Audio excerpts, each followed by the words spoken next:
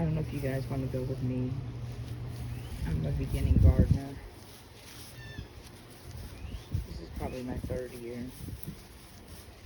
I'm going to check on my plants. I have green beans and squash here.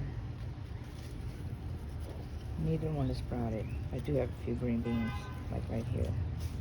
Over here, I have some ginger shampoo and callaloo. Callaloo has taken over the ginger. There's my ginger. Isn't she pretty? And callaloo, once it bolts, it'll fly everywhere. And then I got some tomatoes that are sprouted but haven't grown. And some sage.